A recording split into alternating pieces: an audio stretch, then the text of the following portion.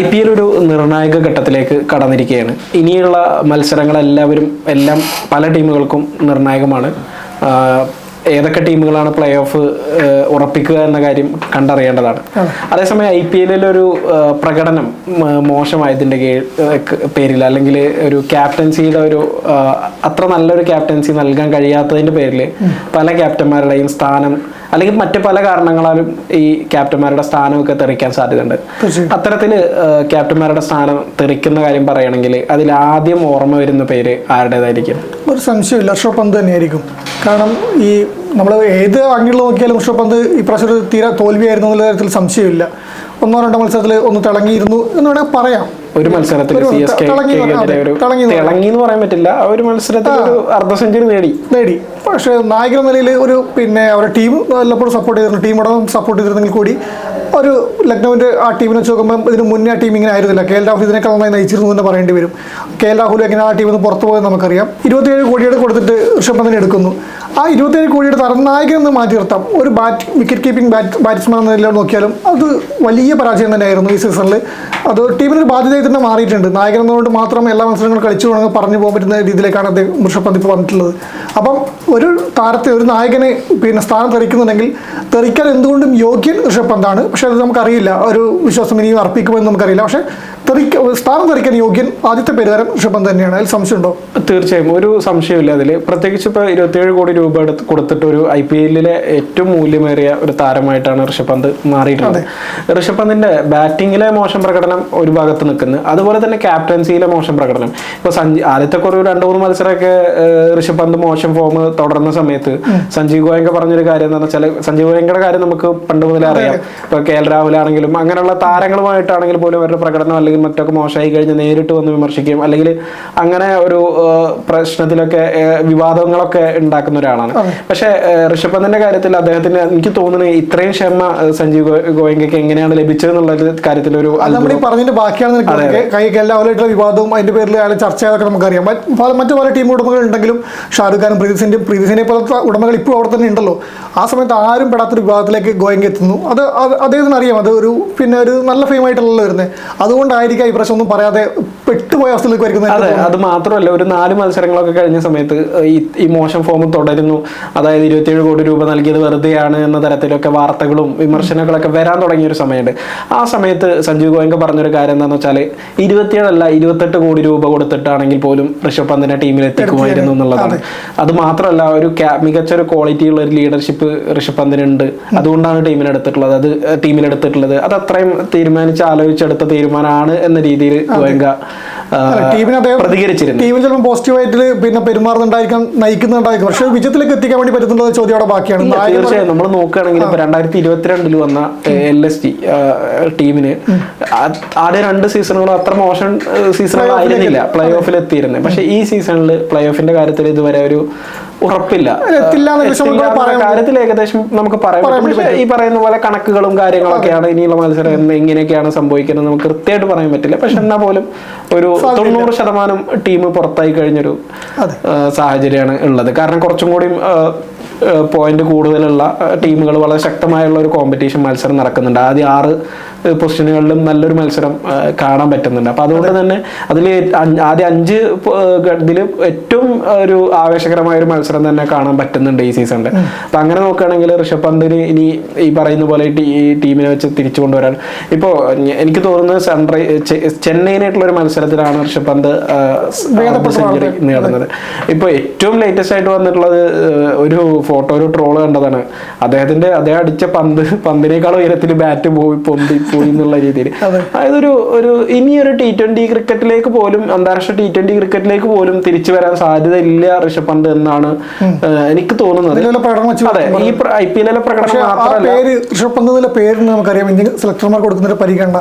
പേരെന്ന് പറയുമ്പോൾ മറ്റൊരു വിമർശനമായിട്ട് പറയുന്നതല്ല, അദ്ദേഹത്തിന് ഇതേപോലെ ഫോം ഔട്ടായി നിൽക്കുമ്പോഴും പരിഗണന ലഭിക്കുന്നുണ്ട്. പിന്നെ അവിടെ ഫോമിൽ ഉണ്ടാകുമ്പോൾ ലഭിച്ചിരുന്നു എന്നുള്ള യാഥാർത്ഥ്യമുണ്ട്. അതെ, നിരവധി T20 മത്സരങ്ങളിൽ, അന്താരാഷ്ട്ര T20 കളിച്ച് തെളിയട്ടെ, കളിച്ച് പഠിക്കട്ടെ, മറ്റേ പയറ്റി തെളിയട്ടെ എന്നൊക്കെ പറഞ്ഞിട്ടാണ് ഓരോ പ്രാവശ്യം അവസരം കൊടുത്തിട്ടുണ്ട്. പക്ഷെ കിട്ടാത്തൊരു പരിഗണനയാണ്. കണക്ക് പരിശോധിക്കുന്ന സമയത്ത് മറ്റ് ഇന്ന് T20 ക്രിക്കറ്റിലുള്ള പല ബാറ്റർമാരെയൊക്കെ വെച്ച് നോക്കുകയാണെങ്കിൽ ഒരു ശരാശരിയിൽ താഴെയുള്ള അല്ലെങ്കിൽ ഒരു ശരാശരി പ്രകടനമാണ് എന്ന് വേണമെങ്കിൽ പറയാം. അതെ. ഇപ്പൊ അത് മാത്രമല്ല, അപ്പൊ ചുരുക്കി പറഞ്ഞു കഴിഞ്ഞാല് ഗോയങ്കനെ സംബന്ധിച്ച് അദ്ദേഹം എല്ലാത്തൊരു കുടുക്കിലാണ് പെട്ടിട്ടുള്ളത്. ഋഷഭ് പന്തിനെ പൊക്കി സംസാരിക്കുകയും ചെയ്തിട്ടുണ്ട്. അപ്പൊ ഇനിയിപ്പോ എങ്ങനെ ഒരു ഇത്, അതായത് ഈ സീസൺ കഴിഞ്ഞ് പരീക്ഷ പറയാൻ വേണ്ടി പറ്റില്ല. പക്ഷെ ഒരു താരത്തെ ഇപ്പം മാറ്റണമെങ്കിൽ, പ്രകടനത്തിന്റെ പേരിൽ മാറ്റണമെങ്കിൽ അത് ആദ്യം ചെയ്യാൻ പറ്റുന്നത് ഗോയങ്കക്ക് തന്നെയാണ്. വേറൊന്നും അതിനൊരു ന്യായീകരണോ കാരണോ ഒന്നും വിശദീകരിക്കേണ്ട ആവശ്യമില്ല. ഋഷഭ് പന്തിനെ ക്യാപ്റ്റൻ സ്ഥാനത്ത് മാറ്റുന്നതിൽ യാതൊരു പ്രശ്നമില്ലാണ്ട് ചെയ്യാൻ പറ്റും. കാരണം പറ്റും ഈ പെർഫോമൻസ് ഇവിടെ ഉണ്ടല്ലോ, ആരും അത് ചോദിക്കാൻ വേണ്ടി വരുന്ന എനിക്ക് തോന്നുന്നില്ല. തീർച്ചയായും അടുത്ത ഒരു ക്യാപ്റ്റൻസി സ്ഥാനം തെറിക്കാനുള്ള ഒരു സാധ്യതയുള്ള ഒരു താരം എനിക്ക് തോന്നുന്നത് അജിങ്ക്യ രഹാനെയാണ്. രഹാനയുടെ കാര്യം നമുക്കറിയാം. ഈ സീസണിൽ ആദ്യ താരലേലത്തിൽ ഫസ്റ്റ് ഘട്ടത്തിൽ അൺസോൾഡ് ആയിട്ടൊരു താരത്തിനെ പിന്നീട് എടുത്തിട്ട് കൊൽക്കത്ത ക്യാപ്റ്റൻ ആക്കി ഒട്ടും പ്രതീക്ഷിക്കാതെ വന്നൊരു തീരുമാനമാണ്. പക്ഷെ ക്യാപ്റ്റൻസിയുടെ കാര്യത്തിൽ പലപ്പോഴും ടീമിൽ പല തീരുമാനങ്ങളും അദ്ദേഹത്തിന് പതർന്നിട്ട്, ബാറ്റിംഗിൽ അദ്ദേഹം മികച്ച പ്രകടനം പല മത്സരങ്ങളും കാഴ്ചവെക്കുന്നുണ്ട് എന്നുള്ളത് ഒരു യാഥാർത്ഥ്യമാണ്. പക്ഷെ ക്യാപ്റ്റൻസിയിൽ വരുന്ന സമയത്ത് ഇപ്പൊ റസലിനെ കറക്റ്റ് പ്രോപ്പറായിട്ട് ഉപയോഗിക്കുന്ന ടീമിന്റെ ഉപയോഗിക്കാൻ പറ്റുന്ന പ്രശ്നമുണ്ട്. നായക ഈ പറഞ്ഞ പോലെ തീരുമാനം എടുക്കുന്നതിൽ പാളിച്ചുകൾ പറ്റിയിട്ടുണ്ട്. പക്ഷെ അദ്ദേഹത്തിന് ആ ടീമിൽ നിന്നൊരു മികച്ച പിന്തുണ ലഭിച്ചിട്ടില്ല എന്ന് എനിക്ക് തോന്നുന്നുണ്ട്. കാരണം ആ ക്യാപ്റ്റൻ എന്ന് പറയുന്ന പേര് കേട്ടിരുന്ന വെങ്കടേഷ് അയ്യർ ആയാലും റിങ്കു സിംഗ് ആയാലും റസൽ ബോളിങ്ങിലൊക്കെ തിളങ്ങി എന്നൊക്കെ പറഞ്ഞെങ്കിലും റസൽ എന്ന് പ്രതീക്ഷിക്കുന്നത് ആ ടീമിന് കിട്ടിയിട്ടില്ല എന്ന് തന്നെ പറയേണ്ടി വരും. തിളങ്ങിയിട്ടുണ്ട്. റസൽ 1-2 മത്സരങ്ങൾ നല്ല നന്നായിട്ട് കളിക്കേണ്ട മത്സരങ്ങൾ കളിച്ചിട്ടുണ്ട്. പക്ഷേ റസൽ ആ ടീമിന് പിന്നെ അജിങ്ക്യ രഹാനെ സംഘം പ്രതീക്ഷിക്കുന്നത് ക്ലിയർ ആയി കൊടുക്കാൻ അതിനോട്ട് അദ്ദേഹത്തിന് പറ്റിയിരുന്നില്ല. വെങ്കടേഷ് അയ്യറിനും റിങ്കു സിംഗിനും പറ്റിയേ ഇല്ല. അതാണ് ഏറ്റവും വലിയ കാര്യം. അപ്പം ആ ഒരു പിന്തുണ, ആ ഒരു ടീമിന്റെ സ്ട്രക്ചറിൽ വന്ന ഒരു പിന്തുണ ലഭിക്കാതെ വന്നപ്പോൾ പിന്നെ നായകൻ എന്ന നിലയിൽ ഈ പറഞ്ഞ രഹാനെ പൊരുതിയിട്ടുണ്ട്. ഒറ്റയ്ക്ക് ആദ്യ മത്സരം തന്നെ കളിക്കില്ല. ഇപ്പൊ റസലിന്റെ കാര്യം പറയുകയാണെങ്കിൽ ഇപ്പൊ റീസെന്റ് ആയിട്ടുള്ള മത്സരങ്ങൾ കുറച്ചുകൂടി ഓർഡർ മുകളിലേക്ക് വന്ന സമയത്ത് റസൽ ഫോമിലെത്തുന്ന, ഇപ്പൊ ചെന്നൈനായിട്ട് ഒക്കെ ആണെങ്കിലും ഒരു വെടിക്കെട്ട് നടത്തി റോയൽസിനെതിരെ നല്ലൊരു. പക്ഷെ എനിക്ക് തോന്നുന്നത് ബോളിങ്ങിലൊരു കാര്യമാണ്. ഇപ്പൊ റസൽ മികച്ച രീതിയിൽ പന്തെറിഞ്ഞുകൊണ്ടിരിക്കുന്ന സാഹചര്യം ആണെങ്കിൽ പോലും അദ്ദേഹത്തിന്റെ മുഴുവൻ ഓവറുകളും കൃത്യമായി ടീമിന് യൂട്ടിലൈസ് ചെയ്യാൻ പറ്റാത്തൊരു സംഭവമുണ്ട്. ഇപ്പൊ റസലിന്റെ കാര്യം നമുക്കറിയാം. അദ്ദേഹം വിക്കറ്റ് എടുക്കാനും അതുപോലെ തന്നെ നല്ല എക്കണോമിയിൽ പന്തെറിയാനും ഒക്കെ കഴിവുകൾ പലപ്പോഴും കണ്ടിട്ടുണ്ട്. അതെ, ആ ഒരു അർത്ഥത്തിൽ ഇപ്പൊ എനിക്ക് തോന്നുന്നത് നരയൻ, വരുൺ ചക്രവർത്തി, റസൽ ഈ 3 താരങ്ങളും ഉണ്ടെങ്കിൽ ഒരു 12 ഓവർ എതിർ ടീമുകളെ പിടിച്ചു നിർത്താനുള്ള ഒരു കരുത്തുള്ള ടീമാണ്. പക്ഷെ കൃത്യമായിട്ട് അത് പ്രോപ്പറായിട്ട് ഉപയോഗിക്കാൻ പറ്റുന്നില്ല. എല്ലാ മത്സരങ്ങളിലും ഒരുപോലെ ഉപയോഗിക്കാൻ പറ്റുന്നില്ല എന്നുള്ള രഹാനയുടെ ഒരു പ്രശ്നമായിട്ട് വരുന്നുണ്ട്. പിന്നെ അത് മാത്രമല്ല, അപ്രതീക്ഷിതമായിട്ട് വന്ന ക്യാപ്റ്റൻസിയാണ്.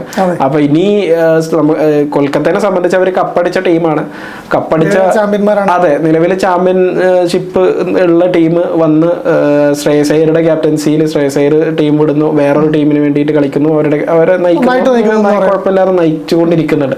ആ ഒരു സാഹചര്യത്തിൽ ഇനി അജിങ്ക്യ രഹാനയുടെ ഒരു പുറത്താകല് നമ്മൾ പ്രതീക്ഷിക്കേണ്ടതാണ്. പ്രത്യേകിച്ച് ഒരു വെറ്ററൻ താരം കൂടിയാണ് അദ്ദേഹം. അതെ അതെ അതെ ടീമിനെ സംബന്ധിച്ച് ഒരു തീരുമാനം ഒരു പക്ഷേ റിലീസ് ചെയ്യപ്പെടാൻ പോലും സാധ്യതയുണ്ട്. നമുക്ക് പറയാൻ പറ്റില്ല ഇത്. പ്രകടനം വെച്ച് നോക്കുമ്പോൾ പിന്നെ ടീം അംഗമായി തുടർന്ന് യാതൊരു തെറ്റൊന്നും തോന്നില്ല. കാരണം ഈ പറഞ്ഞ താരങ്ങളെ വെച്ച് നോക്കുമ്പോൾ താരതമ്യേന ഭേദപ്പെട്ട പ്രകടനം രഹാൻ നടത്തുന്നുണ്ട് ആ ടീമിൽ. പക്ഷേ ഈ പറഞ്ഞ തന്നെ സീനിയറാണ്. പിന്നെ ഇനി മുന്നോട്ടുള്ള ഒരു ടീമിനെ വാർത്തെടുക്കുമ്പോൾ മാനേജർ തീരുമാനിക്കുന്നുള്ളത് സംശയം തന്നെയാണ്. പിന്നെ തീർച്ചയായും അടുത്തത് നമ്മളിനി പറയേണ്ടത് ഒരു 2-3 ക്യാപ്റ്റന്മാരുണ്ട്. ഒന്ന് സൺറൈസേഴ്സിന്റെ ഒരു പാറ്റ് കമിൻസിന്റെ ക്യാപ്റ്റൻസിയാണ്. അത് നമ്മള് അദ്ദേഹം നമുക്കറിയാം ഒരു ആ ടീമിനെ പറ്റിയിട്ടുള്ള ഒരു പ്രശ്നം നമുക്ക് കൃത്യമായിട്ട് പറയാം. അതെ, അങ്ങനെ മൊത്തത്തിലൊരു സ്ട്രാറ്റജി ടീം മാറ്റുന്ന രീതിയിൽ കമിൻസിനെ ക്യാപ്റ്റൻ സ്ഥാനത്ത് മാറ്റുമോ എന്നുള്ള കാര്യം കണ്ടറിയേണ്ടതാണ്. അതെ അതെ അതെ. പിന്നെ എടുത്തു പറയേണ്ടത് സഞ്ജുവിന്റെ ഒരു ഇതാണ്. എന്തായിരിക്കും സഞ്ജുവിന്റെ രാജസ്ഥാന്റെ ഭാവി? പ്രത്യേകിച്ച് ഈ സീസണിൽ വളരെ കുറച്ച് മത്സരങ്ങൾ മാത്രമേ കളിക്കാൻ, അതിൽ തന്നെ ക്യാപ്റ്റൻ ആയിട്ടുള്ളതും വളരെ കുറച്ച് മത്സരങ്ങളാണ്. പരിക്ക് വലിയൊരു തിരിച്ചടിയായിട്ട് സഞ്ജുവിന് മാറുന്നുണ്ട്. എന്തായിരിക്കും സഞ്ജുവിന്റെ ഭാവി? ഈ പറഞ്ഞ പോലെ തന്നെ സഞ്ജുവിന്റെ ഭാവി രാജസ്ഥാനിൽ ചോദ്യം ചെയ്യേണ്ട ഒരു അവസ്ഥയുണ്ടെന്ന് എനിക്ക് തോന്നുന്നില്ല. പക്ഷേ രാജസ്ഥാൻ റോയൽസ് എന്ന ടീം അതിന്റെ പിന്നെ ഒരു നല്ല ഫോമിലല്ല പോകുന്നത് നമുക്ക് എല്ലാവർക്കും അറിയാം. സഞ്ജുവിന്റെ കേസ് അതിനേക്കാൾ ഇത് പരിതാപകരമാണ്. കാരണം പരിക്ക് അദ്ദേഹത്തിന് ആദ്യത്തെ 3 മത്സരങ്ങളിൽ നായകസ്ഥാനം നഷ്ടപ്പെടുത്തുന്നു, പിന്നീട് നായകനെ വരുന്നു, വീണ്ടും പരിക്ക് പറ്റി പുറത്തു പോകുന്നു. അങ്ങനെയാണ് സഞ്ജു മുന്നോട്ട് പോകുന്നത്. പക്ഷെ സഞ്ജുവിന് പിന്നെ അതിനിടയ്ക്ക് പല റിപ്പോർട്ടുകളും വന്നു. പിന്നെ മാധ്യമ റിപ്പോർട്ടുകളാണെന്ന് വേണമെങ്കിൽ പറയാം. പക്ഷേ ചില വിഷയങ്ങൾ കാണുമ്പോൾ ആരാധകർക്ക് സംശയം തോന്നിയിരുന്നു. രാഹുൽ ദ്രാവിഡും സഞ്ജു ആ സൂപ്പർ ഓവർ അടക്കുന്ന സമയത്ത് ടീമിൽ തീരുമാനത്തിൽ മാറിയിരിക്കുന്നത്. അപ്പം മാനേജ്മെന്റും സഞ്ജു തമ്മിൽ അത്ര നല്ല രസത്തിലല്ല. മെയിൻ കോച്ചായ രാഹുൽ ദ്രാവിഡും സഞ്ജു തമ്മിൽ അത്ര നല്ല ബന്ധത്തിലല്ല എന്നുള്ള റിപ്പോർട്ടുകളൊക്കെ വന്നിരുന്നു. പക്ഷേ സഞ്ജുവും ദ്രാവിഡും തമ്മിലുള്ള ബന്ധം അതിന് മുന്നേ നമുക്കറിയുന്നതാണ്. ദ്രാവിഡ് തന്നെ തള്ളിപ്പറഞ്ഞ് രംഗത്തെത്തിയിട്ടുണ്ട്. അതൊക്കെ വെച്ച് നോക്കുമ്പോൾ ഒരു പ്രശ്നമൊന്നുമില്ല. പക്ഷേ ആരാധകർ തന്നെ ഇപ്പോൾ ആഗ്രഹിക്കുന്നത് സഞ്ജു ആ ടീം വിടണം, മറ്റൊരു ടീമിനോട് കളിക്കണം. ഈ ടീമിനെ സഞ്ജു അർഹിക്കുന്നില്ല എന്നാണ്. സഞ്ജുവിനെ പിന്നെ ടീം ഒഴിവാക്കണം എന്നല്ല, സഞ്ജു ടീമിനെ ഒഴിവാക്കണം എന്ന രീതിയിലാണ് ആരാധകർ പറയുന്നത്. കാരണം ആ ടീമിൻ്റെ ഇപ്പോൾ പ്രകടനം മാനേജ്മെൻറ്റ് ആ ടീമിനെ കൊണ്ട് കളഞ്ഞു തന്നെയാണ്. മികച്ച താരങ്ങളെ നിലനിർത്താതെ പിന്നെ ഒട്ടും ഫോമില്ലാത്ത പിന്നെ ഒട്ടും അത്രത്തോളം പ്രതീക്ഷ കൊടുക്കാൻ പറ്റാത്ത താരങ്ങളെ ഹെഡ്മേറൽ താരങ്ങളെ പ്രധാന റോളിൽ എടുത്ത് ടീം വെച്ചു. അത് വെച്ച് നയിക്കാൻ വേണ്ടി പറയുമ്പോൾ അതിലുള്ള പ്രശ്നങ്ങളൊക്കെയാണ് പറയുന്നത്. നമുക്ക് നിരന്തരം നമ്മൾ ചർച്ച ചെയ്ത കാര്യം തന്നെയാണ്. സഞ്ജു പോകുന്നെങ്കിൽ അത് എങ്ങോട്ട് പോകുന്നില്ലാണ്. അതിൽ മലയാളികൾ കൂടുതലും പറയുന്നത് ചെന്നൈ സൂപ്പർ കിങ്സിലേക്ക് സഞ്ജു വരണമെന്നാണ്. സഞ്ജു ധോണിക്ക് പകരമായി വിക്കറ്റ് കീപ്പറായിട്ട് വരുമോ എന്നും അവിടെ നയിക്കുമോ എന്നുള്ള ചോദ്യങ്ങളൊക്കെ വന്നിരുന്നു. അത് മാധ്യമ റിപ്പോർട്ടുകൾ സോഷ്യൽ മീഡിയയിലെ ചർച്ചകൾ മാത്രമാണ്. അതാണ് യാഥാർത്ഥ്യം. പക്ഷേ ഇങ്ങനെ വരുമ്പം അതൊരു നമുക്കൊരു ആഗ്രഹം, ഒരു കാണേണ്ട ആകാംക്ഷ തന്നെയാണ്. ചെന്നൈ സൂപ്പർ കിങ്സിനെ സഞ്ജുവിനിപ്പം ഋതുരാജ് ഗെയ്ക്വാദാണ് നയിക്കുന്നത്. പിന്നെ ആ ടീമിന്റെ ക്യാപ്റ്റനായി വന്നില്ലെങ്കിലും ഒരു ഓപ്പണറായിട്ട് ഓപ്പണിംഗ് വിക്കറ്റ് കീപ്പറായിട്ട് വരുമോ എന്നുള്ള സംശയമുണ്ട്. പക്ഷേ വിക്കറ്റ് കീപ്പർ സ്പോട്ടിലേക്കാണ് വേറെ താരങ്ങൾ ഇപ്പം വരുന്നുണ്ട്, യുവതാരങ്ങളൊക്കെ വരുന്നുണ്ട് എന്നുള്ളത് വേറൊരു കാര്യമുണ്ട്. ഈ രീതിയിൽ കളിക്കുന്നുണ്ട്. അപ്പം പക്ഷേ എങ്കിലും സഞ്ജു ധോണിയുടെ പിൻഗാമിയായി വിക്കറ്റ് കീപ്പിലേക്ക് സഞ്ജു എത്താൻ ഒരു ഓപ്ഷൻ അവിടെ വന്നൊരു സാധ്യത തെളിഞ്ഞാൽ സഞ്ജുവിന് ഇപ്പം ഈ നിലവിലെ അവസ്ഥയിൽ ഏത് ടീമും പിന്നെ പിടിക്കാൻ വേണ്ടി ശ്രമിച്ചേക്കും. ലേലത്തിലേക്ക് വന്നാൽ പിടിക്കുന്നതിന് സംശയമൊന്നുമില്ല. അപ്പോൾ സഞ്ജുവിന് രാജസ്ഥാൻ വിട്ട് ചെന്നൈയിലേക്ക് വന്നാൽ അത് പുതിയൊരു രസം തന്നെ ആയിരിക്കും. നമുക്കത് പറയാൻ വേണ്ടി പറ്റില്ല. ഒരു ആഗ്രഹം, ആരാധകരുടെ ആഗ്രഹങ്ങളാണ്, അതിന് നമ്മൾ പറയുന്നത് മാത്രമേ ഉള്ളൂ. പക്ഷേ പറഞ്ഞ പോലെ സഞ്ജു പോകുന്നില്ല. സഞ്ജുവിന്റെ അത് തീർച്ചയായും കണ്ടറിയേണ്ട കാര്യമാണ്. പിന്നെ അടുത്തതായിട്ട് എനിക്ക് തോന്നുന്നത് ചെന്നൈയുടെ ഋതുരാജ് ഗെയ്ക്വാദ് നമുക്കറിയാം പരിക്കേറ്റ് പകരം ക്യാപ്റ്റനായിട്ട് വന്ന ധോണിയാണ്. ധോണി എന്തായാലും ക്യാപ്റ്റൻസി ഇനിയിപ്പോ അടുത്ത സീസണിൽ കളിക്കുമോ എന്നുള്ള കാര്യത്തിൽ സംശയമൊന്നുമില്ല. പറഞ്ഞിരുന്നു കളിക്കുമെന്നുള്ള ചോദ്യങ്ങൾക്ക് മറുപടി കൊടുത്തിരുന്നല്ലോ. പിന്നെ 2 മാസം മാത്രമാണ് വർഷത്തിൽ കളിക്കുന്നത്. പിന്നെ അടുത്ത സീസൺ ആകുമ്പോഴേക്കും എൻ്റെ ആരോഗ്യം എത്രത്തോളം ഇതാവുന്ന നോക്കിയിട്ടായിരിക്കും പറയും. പക്ഷേ ധോണിയാണ് വീണ്ടും കളിക്കുന്നതിന്റെ പ്രതീക്ഷിക്കാൻ ഓരോ സീസണിലും കാണുന്നതാണ്. ധോണി കളിക്കുന്നതിന് ക്യാപ്റ്റനായിട്ട് ഗെയ്ക്വാദ് തന്നെ ആയിരിക്കും നിലവിലെ അവസ്ഥയിൽ വരുന്നത്. ഇപ്പൊ പകരക്കാരനാണല്ലോ.